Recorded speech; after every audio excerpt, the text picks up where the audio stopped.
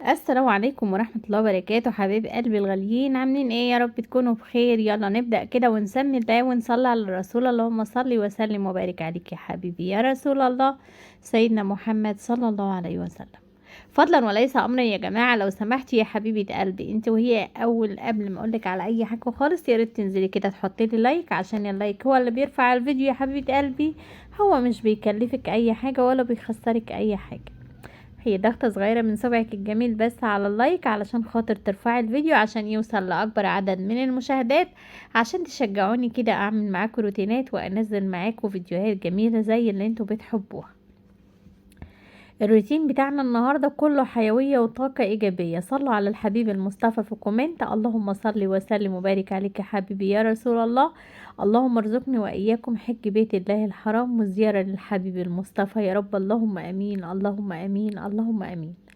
ربنا يبارك فيكم ويبارك لكم يا رب. اللهم امين اللهم امين. حبايب قلبي الغاليين، عملنا ايه النهارده؟ بدأنا الروتين بتاعنا كده في الصلاة، كنست الصلاة ونضفتها وفرشت فيها حصيرة كده علشان خاطر نقعد بقى ونشوف شغلنا.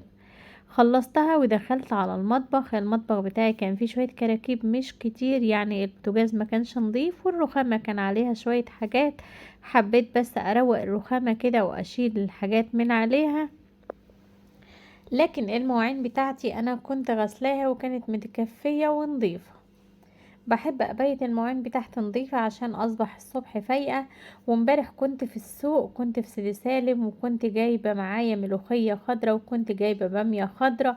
يا رب ناكلهم في الهنا يا رب، ويبارك فيكم ويخليكم كده يا رب. اللهم امين.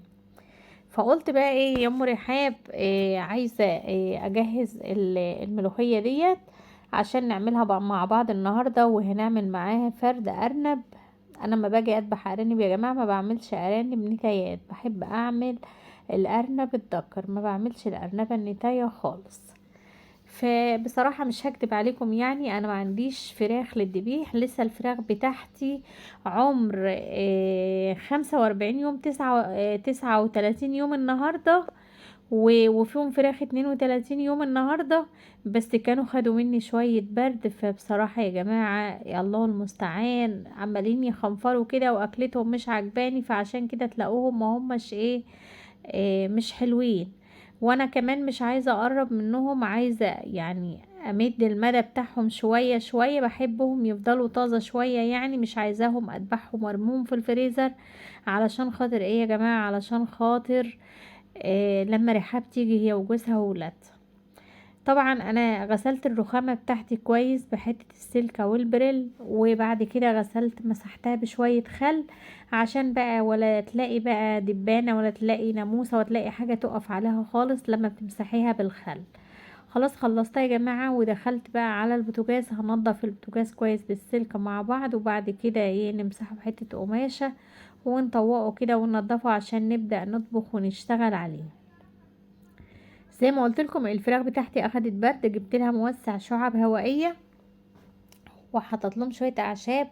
مش عايزه احط لهم ادويه بيطري عشان لو اضطريت ان انا اذبح منهم ما يبقوش واخدين ادويه يا جماعه، عايزاهم يبقوا كده طازه كده، ويبقى لحمتهم مسكره وحلو. اللهم صل على سيدنا محمد كامل النور. بحس ان برنامج المونتاج ده فيه حاجه غلط يا جماعه، بحس ان الصوره ثابته قدامي ما بتتحركش. خلاص خلصت البوتاجاز ونضفت، وبعد ما نزلت ذبحت ارنب. عايزه بقى اعلق عليك، وانا عندي ديك فوق عايزه اذبحه، بس بصراحه قلت خليه دلوقتي. فجبت شويه ميه بقى، حطيت شوربه، وكل مره بنشوحه، المره دي مختلفه شويه عشان عايزه اعمل عليه ملوخيه. وهنخزن الباميه النهارده بطريقه جميله قوي، معلقه واحده كده ان شاء الله هتحطيها للباميه، هتخلي لك الباميه خضره وفريش طول السنه في الفريزر.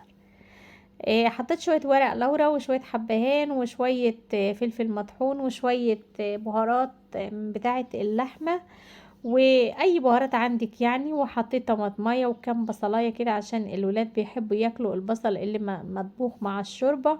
وحطيت الارنب، طبعا انا غسلاه كويس جدا ونقعاه في حاجات كده، يعني ملح وليمون وخل كمية كبيرة. وبعد كده حطيت معاه ايه، حطيت معاه معلقه خل. معلقه الخل ديت اخت متابعه قالت لي عليها، ومن يوميها بصراحه وانا بحطها في الشوربه. ربنا يجازيها خير الجزاء يا رب. خلاص علقت على الاكل. محمد كان في الكلية، يا رب تنجحه وتنجح ولادكم جميعا. كان اخر يوم ليه النهاردة في الجامعة، ربنا يوفقه يا رب ويصلح حاله ويهديه يا رب. تهديك يا ابني وتهدي كل شبابنا وشباب المسلمين جميعا يا رب، اللهم امين.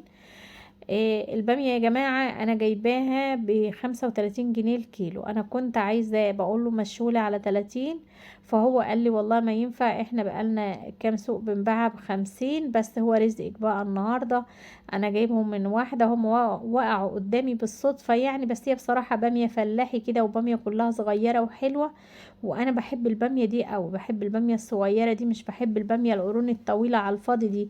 دي بتحس كده ان هي كلها شحم كده، وبتحس ان القرن وانتي بتعمليه كده بيبقى طري كده في ايدك، وفي نفس الوقت بيبقى ليه قلب.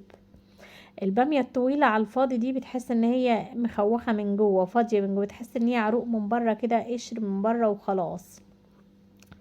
طبعا يا جماعة لازم نغسل البامية كويس جدا جدا جدا، علشان خاطر بتبقى طبعا على الشجر، بيبقى فيها اتربة، بيبقى فيها رش، بيبقى فيها حشرات ماشية عليها.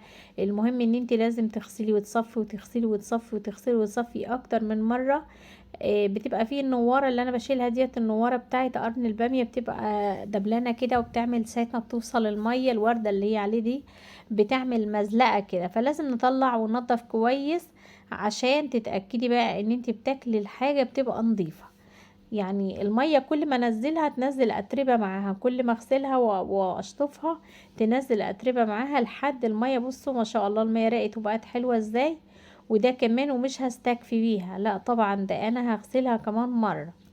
اما بالنسبة للملوخية فما كانش ينفع ان انا ابيتها كده في التلاجة. انا جبتها امبارح اللي هو كان سوق السبت، جبتها امبارح، وما كانش ينفع ان انا بقى ايه ابيتها كده من غير غسيل عشان ما تصبحش دبلانه وبايظه.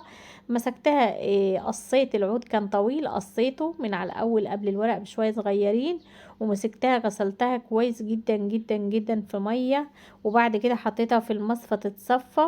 حطيت العيدان واقفه كده وحطيتها تتصفى كويس، وبعد ما اتصفت غطيتها بحته قماشه وهي بتتصفى، وبعد ما اتصفت لفيتها كده في طرحه او حتة قماشة، ودخلتها بقى التلاجة علشان ايه تفضل خضرة كده ومرعرعة وحلوة. لو انت هتبيتيها تعمليها لتاني يوم، لكن انا بقى إيه كنت اعملها تاني يوم بصراحة، ما كنتش هعملها امبارح لازم اعملها كده او اقطفها، وبعد ما اقطفها بغسلها الاول برضو، ما بحبش اغسلها بعد ما تتقطف. انا بغسل الملوخية قبل ما تتقطف يا جماعة، واسيبها تتصفى كويس، وبعد كده لو انا حابة اقطفها والفها متقطفة في حتة قماشة وتفضل في التلاجة يومين 3 عادي خالص. عايزة تلفيها بعيدانها برضو وتسيبيها في التلاجة برضو وهي بالعيدان بتاعتها بس مغسولة برضو عادي خالص. المهم ان انت تغسليها وتجهزيها قبل ما تقطفيها. اللهم صل على سيدنا محمد كامل النور صلى الله عليه وسلم. اتمنى واتمنى واتمنى واتمنى وامنيتي لحد ما اموت اني اروح ازور بيت الله الحرام، ربنا يكتب لي واياكم حج او عمره، وازور الحبيب المصطفى. امنيتي من زمان ان انا ازور الحبيب المصطفى، واروح القبر بتاعه واقعد قدامه واشتكي له همي وابكي ويسمعني ويسمع كلامي. النهاردة ابن عمي هناك بيحج، ربنا يتقبل منه ويتقبل من الجميع يا رب، اللهم امين. لقيته عامل لايف من هناك. عيني بكت وبعت له، كتبت له رسالة وعيطت كتير قوي وانا بكتب الرسالة، وقلت له ربنا يتقبل منك الحج، وحج مبرور وذنب مغفور ان شاء الله. اسألك الله الدعاء لنا، واسألك ان تقرئ الرسول عليه الصلاة والسلام مني السلام، اقرئه مني السلام، وقول له رجاء بنت عمي تبلغك السلام وتقرئك السلام، وتتمنى ان تراك ولو في عمره او حتى في المنام. والله العظيم يا جماعة وانا بقول له الكلام دوت انا بكيت، لاني فعلا نفسي اشوف الحبيب المصطفى، ونفسي اشكي له همي، ونفسي احكي له على كل اللي مزعلني، ونفسي احكي له على كل اللي جواي. ربنا يكتبها لنا يا رب، اللهم امين اللهم امين اللهم امين. ادعوا لي يا جماعه ربنا يكتبها لي يا رب، ولو مش هيكون مكتوب لي ان اروح اعمل عمره اشوفه في المنام واقعد معاه واشكي له واحكي له. اللهم صل وسلم وبارك عليك يا حبيبي يا رسول الله صلى الله عليه وسلم. دي بقى يا جماعه نرجع للفيديو بتاعنا. ديت الملوخية بتاعتي. انا سبت البامية تتصفى على ما اجهز بقية الغدا النهاردة، وبعدين هنبقى نرجع للبامية تكون اتصفت، عشان ما ينفعش نقمعها وهي مبلولة مية، لازم تتصفى كويس. بالنسبة للملوخية بقى زي ما قلتلك، لفاها في حتة قماشة اهوت. ديت الطرحة اللي لقيتها قدامي فلفتها فيها. وانتي بتقطعي وانتي بتقرطفي الملوخية لازم تقطعي الشوشة بتاعة العود بحالها بالورقة من قدام، علشان خاطر لما تيجي تخرطيها او تيجي تعمليها، هي ديت اللي بتعمل للملوخية المطة. في ناس بتقطع في الورق بس، وتبص تلاقي الملوخية عاملة زي المية كده ما فيهاش حاجة، لكن انتي لما تقطعي قلب الشوشة بتاعت الملوخية بحالها من فوق بالقلب بتاعها، كانت امي هي اللي قايله لي على كده، ومن يوميها وانا بعمل كده. فبتبص تلاقيها تعمل المطة الحلوة اللي هي بتبقى في الملوخية. انا يا جماعة في حاجات في المونتاج دي مش عارفة هي فين بصراحة، جايز لما اجي اصدر الفيديو الاقيها فيه. انا قشرت شوية توم كتار، يجي راس توم، وحطيتها مع الملوخية وهي نية كده، وبخرطها معاها. اما بتخرطي معاها توم غير الطشة، اما بتخرطي معاها توم بيديها طعم جميل قوي قوي قوي. التوم الاخضر في قلب الملوخية وهو بيتخرط معاها كده، لما بتيجي تسويها بيبقى لها طعم حلو قوي قوي قوي. وكمان المعلومة دي برضو انا واخداها من امي، ربنا يخليها لي ويديها الصحة يا رب، زي ما علمتني كل حاجة حلوة وزي ما عرفتني كل شيء جميل. ربنا يخليها لنا يا رب، ويبارك لنا في عمرها وفي صحتها، ويجازيها عنا خير الجزاء بالجنة يا رب، والفردوس الأعلى هي وأبويا يا رب. اللهم أمين، اللهم أمين، اللهم أمين. تعالوا بقى نجهز الغدا. طبعا أنا صايمة، ربنا يتقبل مني ومنكم صالح الأعمال، ويتقبل منا صيامنا يا رب، اللهم أمين. في العشر من ذو الحجة يا رب، اللهم أمين. لكن انا بجهز عشان محمد، طبعا قلت لكم اخر يوم في الامتحان النهارده، وبيبقى جاي جعان، فحبيت اعمل له الغدا برضو، واللي اتبقى منه ان شاء الله نبقى نفطر بيه. حطيت حلة فيها شوربة، ولازم تكون عينك ميزان وتكوني عارفة مقدار الملوخية اللي عندك قد ايه. طبعا بتنعمها كويس جدا بالمخرطة. والشوربة اول ما سخنت، يعني مش باردة، الشوربة سخنت، بدأت انزل بالملوخية اللي عندي، وهتقلبيها كويس بالمغرفة. لو انتي حسيت ان هي خفيفة، هي مش هتبقى خفيفة ان شاء الله، بس لو حسيت ان هي تقيلة حاولي تديها كبشة صغيرة، سنة صغيرة شوربة. لكن خفيفة ديت بصراحة ممكن تشيلي منها شوية مية شوربة صغيرين، لكن هي بتتقل مع بعضها. حطيت معلقة سمنة في الطاسة، ونزلت بقى براس التوم. لو انتي عندك كزبرة ناعمة ناشفة، كزبرة مطحونة ناعم خالص، ممكن تنزلي بمعلقة مع التوم ديت، بيديها طعم وريحة حلوة قوي. انا ما عنديش مرق الدجاج يا جماعة. كنت بحط مكعب مرق الدجاج في الشوربة، بيخلي ريحتها حلوة قوي في شوربة الملوخية، بيخلي طعمها حلو قوي. بس انا بصراحة ما عنديش، فانا حطيت البديل بتاع مرقة الدجاج. حطيت شوية كده من البهارات اللي هي المطحونة المحوجة اللي انا عاملاها عندي، ريحتها حلوة قوي قوي. وحطيت شوية فلفل اسود، بيخلوا ريحته برضو طعمها حلو، بيعوضوا شوية عن مكعب مرقة الدجاج. بس بصراحة مكعب مرقة الدجاج بينقل الملوخية نقلة تانية خالص. زي ما انت شايفة كده، انا على طول بقلب الملوخية عشان ما ترحلش، ومهدية عليها مش عايزاها تغلي، عشان يدوبك اول ما تغلي اول ما تفرق يكون التوم بتاعي احمر كويس، وابدا انا افضيه بقى عليها. يدوبك هي بدأت تفرق من الجناب.